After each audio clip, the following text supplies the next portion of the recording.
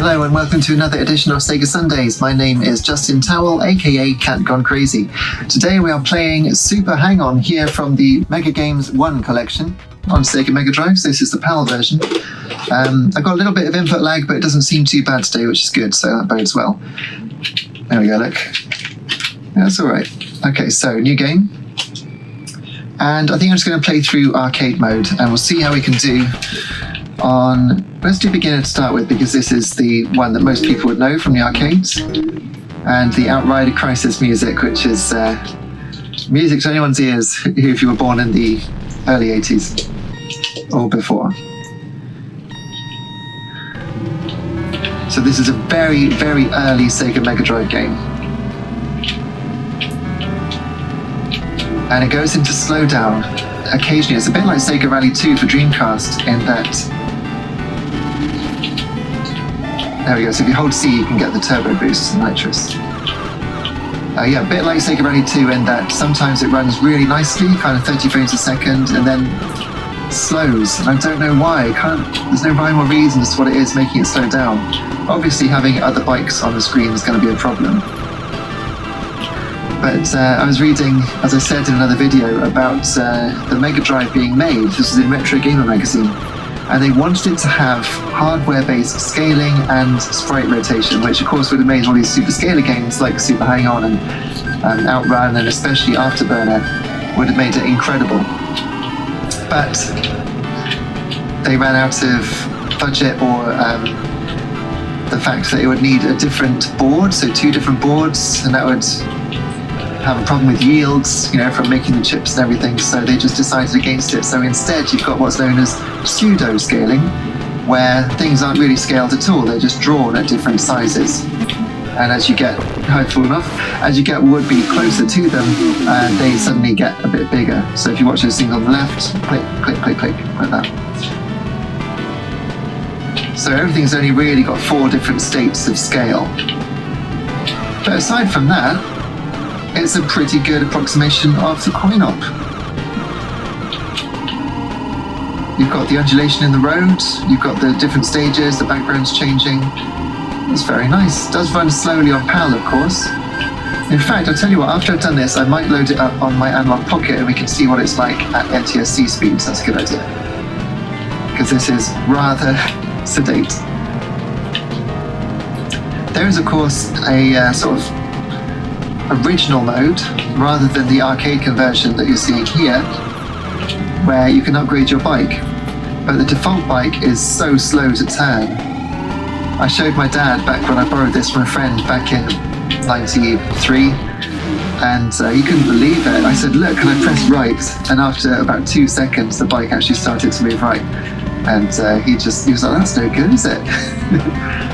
Because back then we were so used to things being sensitive, you know, arcade sensitivity. You want to turn your bike, so you press it, you expect it to turn. Bird. They're advertising bird at the side of the road. It is quite difficult. I'm actually much better at this on the Analogue Pocket, so having seen it on real hardware, I think that's what I'm going to do. I'm going to load it up on my Analogue Pocket, and it's the exact same thing, basically. I've put the cartridge into my Analogue Pocket using a, what's it called? A Retrode. Yeah. Okay, so see you in a sec. So here we are with the Analogue Pocket. There it is, running the exact same game from my cartridge, and it's now going into the Atomos Ninja V, and there it is on the screen. Right. So this is now set to Japan as the region, so it should be running at 60 Hertz. And already you can see that from the way that the title flies in. It is running quicker. It's also much more responsive. So I think we're going to have a better time now. Let's see if we can actually do the game. I'm using the USB 3-button controller, but for some reason the buttons don't seem right. I was holding B and it wasn't accelerating, so let's try this with A, it's better.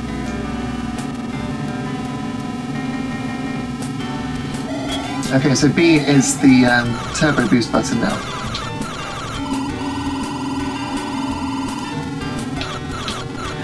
So although it still suffers from the slowdown problems, it is quicker, which must have been very, very impressive for people getting this in, what, 1989? Did Mega Drive come out in 88 or 89? Either way, by the time people got it, it must have looked incredible, because it really is just like the arcade version, especially running at this speed. In fact, running at this speed, you don't even notice the scaling being so bad. We really did have the bad end of the stick, didn't we, in the UK?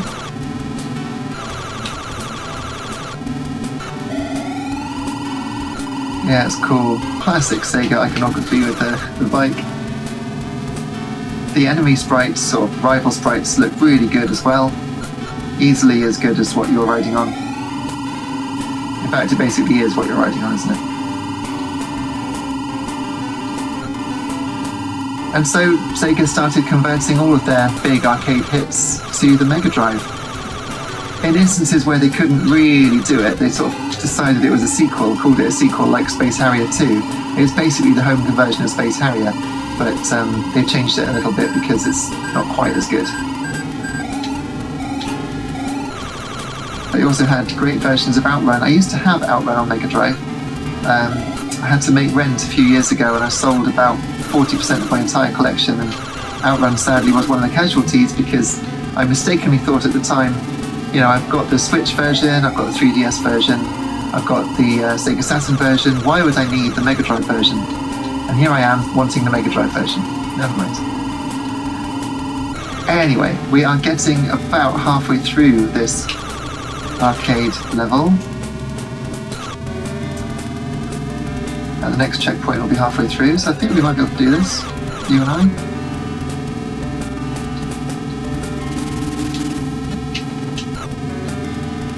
You have to get up to, I think it's 280. Yeah, 280 kilometers before you can hit the turbo. And the turbo is the key to getting to the end. I'm not sure you can actually get to the end without using the turbo. But in the arcade, it wasn't that obvious, the turbo button. I remember Sega Power went to the arcade and tried it, and I forget who it was, Rob Pegley or someone? Apparently he was doing no good at all until someone pointed out the turbo button, at which point he squealed with delight and rammed his bike up the posterior of the bike ahead. Things like that stayed with me. It's lovely stuff, isn't it? Says in other videos, playing retro games, you remember what you're doing, you remember people, places you were, even smells. It's incredible. In fact, Super Hang-On, or maybe the original Hang-On, was one of the first 2 video games I ever played. I remember my mum picking me up under my armpits, basically, to hold me up so I could have a go on one of the uprights with the handlebars on the front, so it wasn't a sit-on bike. And I was rubbish. I remember falling off and watching all the other bikes stream by, just like this. Do you like to illustrate what I'm talking about? And also I played Mr. Do. I think it was in the same arcade. I can picture it. Super Hang-On was at the end of the arcade on the right, and Mr. Do was at the same end of the arcade on the left. And I played Mr. Do more, but obviously Hang-On was the most exciting. But both stayed with me, never forget. Didn't stay with me quite as much as seeing Outrun for the first time, Unreal, and Virtua Racing for the first time. Nothing came close to that.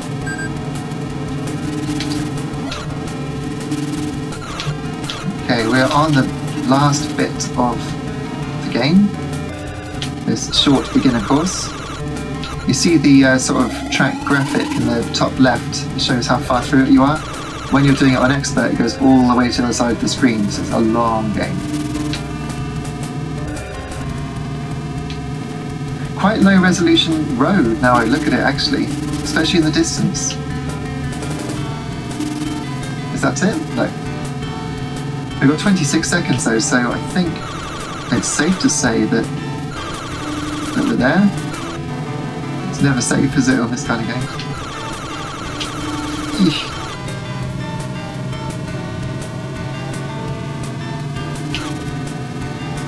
Surely that's it. Go on. Yes. Great. And then the camera catches up to you and there's all these people. That's great. Classic Sega coin-op fun. How are we doing for time? 12 minutes. So we might as well have a quick look at the original mode, seeing as we're here. But that was very nice indeed. And classic music as well. It's weird to come upon a crowd entirely made up of twins, isn't it? Very unusual. Right, let's have a look then. Every Sega logo came up differently on the Mega Drive, so you could kind of know which game your sister had put on. There's password as well, so new game, original mode. So if we had a password, we could get further into the career, but let's just see how it starts off. So we can look at the parts of the bike.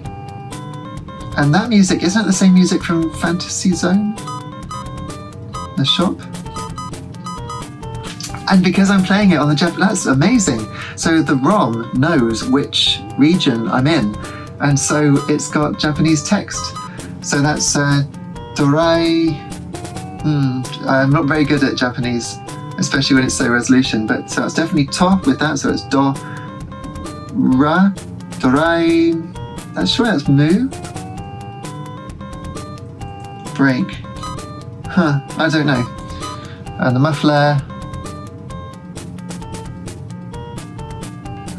No, just not quite good enough. Never mind.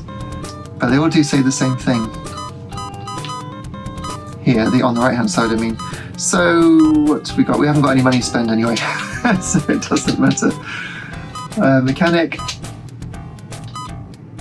She's 1,000, so we got to go with him to start with. That's fine. And then we're going to race. Let's try different music.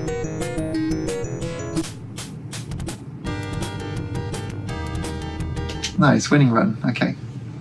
Although I hope that's not difficulty because hard road suggests that it is. So let's see then if I can turn. I'm going to press it. Oh, it's not too bad, but it's slow, gosh.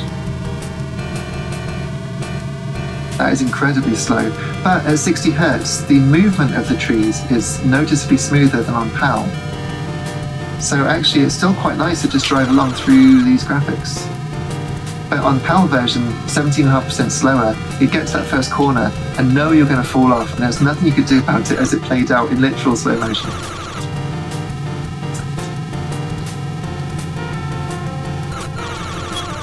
This stage then has only got one singular checkpoint. Oh yes, it doesn't want to turn.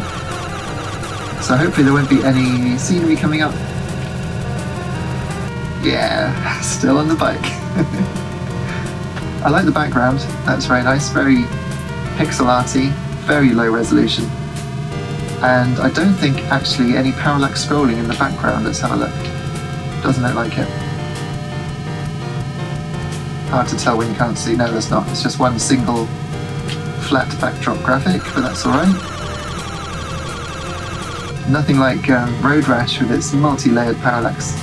We will get Road Rash on at some point, but I'm sticking to first-party games to start with. I know I did Radiant Silvergun and also got Super Off-Road on Game Gear, which you might have seen by this point, I'm not sure.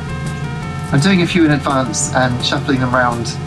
Make sure you get a good mix of games. Don't want to do too much of one sort of thing. Okay. Slow. Oh no, we've fallen off. Okay. Red bed. Red bed indeed. So I went for the brakes, but I think I was actually pressing what would be the nitrous button, which of course should be disastrous, but we haven't bought any nitrous yet.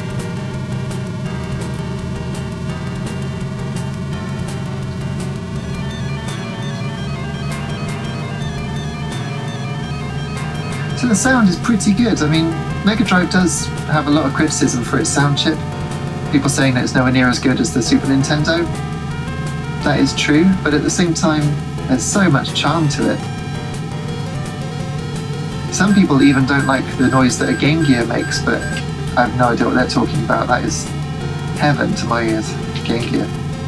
Just wonderful sound. Oh, that was a good line. I should have been a racing driver. Not on bikes though. I promised myself when I was a kid I would never ride a motorbike because I would just fall off it.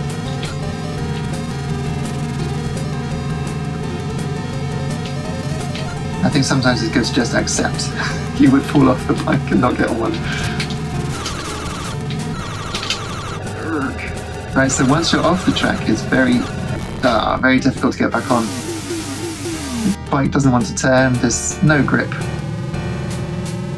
There was actually a cheat code in Ayrton Senna's Super Monaco Grand Prix 2, also for Mega Drive, where you could replace your Formula 1 car sprite with the Super Hang-On bike. But I think you were still racing against cars, and that was a bit weird. Especially as it didn't change the hitboxes, so you're still hearing and feeling the wheels going off the road when they were phantom wheels.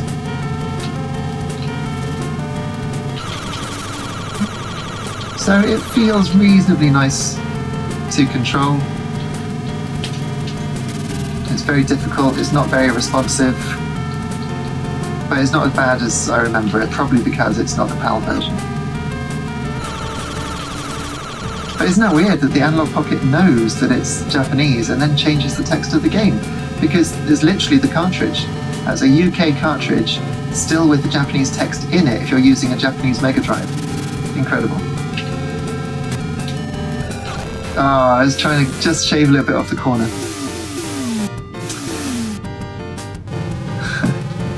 Hopefully we'll make some money from this, but I think we'll leave it after this race, so let's have a look. More bird there on the right there. Good old bird. It's the best kind of bird. So good they named it twice. We're creeping up on that goal line. But I'm really enjoying those palm trees at this speed. I think it's actually better than trying to do it at breakneck speeds. It actually shows off the hardware better. It seems more solid.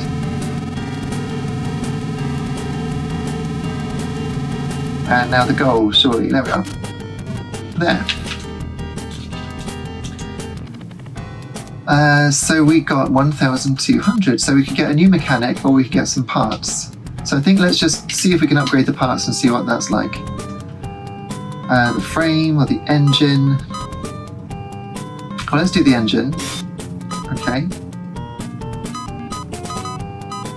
Yeah, okay, so that's the engine and we don't need the brakes, surely. Let's do the muffler and the oil. Okay, and that leaves us 100 left. Alright, okay, let's try that. Outrider Crisis, why not? It's the same track, is it? Well, let's see if it makes any difference. The other bikes have still just made their getaway.